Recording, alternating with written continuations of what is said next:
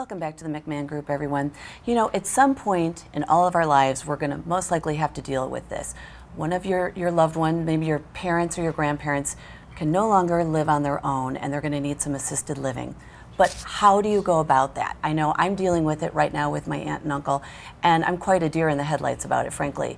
Joining me this morning is Susanne Schaeffer, who is the owner and lead social worker for Above and Beyond Senior Placement Service, and she's going to give us some advice and some steps to take so we can make sure that our loved ones are safe and getting the care that they need. Good morning. Hi there. Tell me quickly, first, about your business. What do you do, Susanne? I help families find different care options depending on the level of care that your loved one would need. Okay. And the service that you offer is free? The service is free. And I work with all levels of care, from assisted living to directed care, which is hands-on care. This seems to be such a difficult situation because I know, like I had just said about my aunt and uncle, they have no children.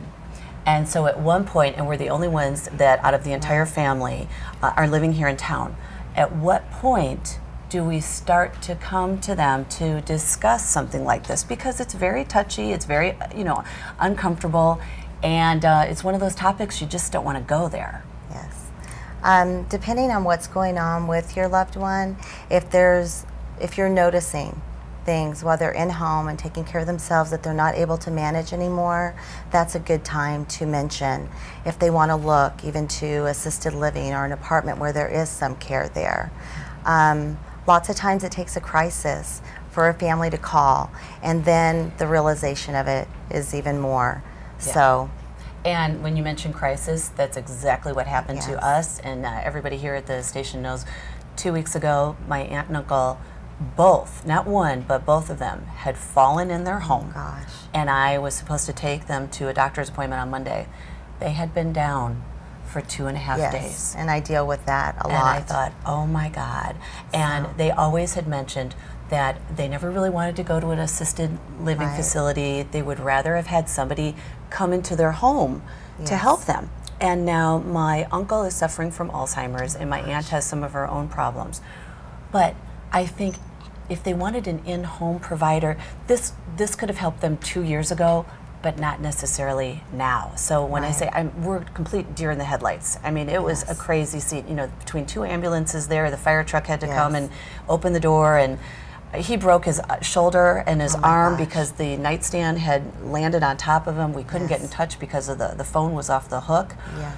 So in my situation, here we are at Boswell Hospital in the emergency room. What's my next step? What do I do? Usually in a crisis situation, the first thing that'll happen is that they'll go to the hospital, and from there they go to an acute rehab where they will do physical therapy and all of that, and during that time they're usually there a month or two depending on their insurance. From there, that's when families call me and say, Now Suzanne, we need help in finding some more care. So that's what I do. I go out and I do an assessment, and I meet the families, and all the families that I work with, it's me. And I come out. I don't just, tell you to go somewhere or whatever. I want to meet them and get to know the personalities and stuff. I have a lot of husband-wife couples that have fallen in the same situation, and one's trying to care for the other and fallen on top. So we try to keep them together and find the best care out there, and that's what I do. And that's exactly where they're at right now. They do not want to be separated, and we're trying to find a facility where he has Alzheimer's, like I said, and she just arthritis and is trying to walk with a walker. Because he may need additional assistance, are there placement areas out there that they could essentially live together, or does he need to be in more of like a memory, area? I always try to keep them together. I have couples that have been married 65 years. Right. So I'm going to find the care where that he would get the care that's needed, and she will too, without separating them. What are some of the questions that we should ask you or the facility as far as when we're interviewing them to see if this is the right place for our loved ones? If they're licensed for care, that's very important, and what level of care, and also that they both get their needs, because the number one thing is that they still get a quality of life. Right.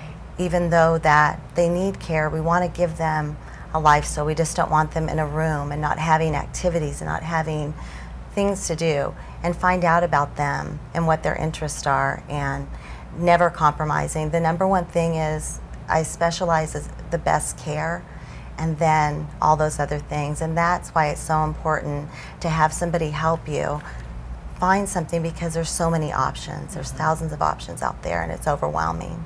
Well, and talking about options and the best care, but what about budgets and how do we pay for this? Yes. Once they are discharged from a rehabilitation, it becomes private pay. And I work with families of all budgets, and that's what I find out from families. That's one of the things that I ask, of the affordability of your loved one and what they can afford. Mm-hmm. My biggest concern too is my husband is the power of attorney, which is huge, and like you were saying, that so many times in families that there isn't one, right. and there needs to be one, yes. first and foremost, because yes. there's so many decisions. Yeah.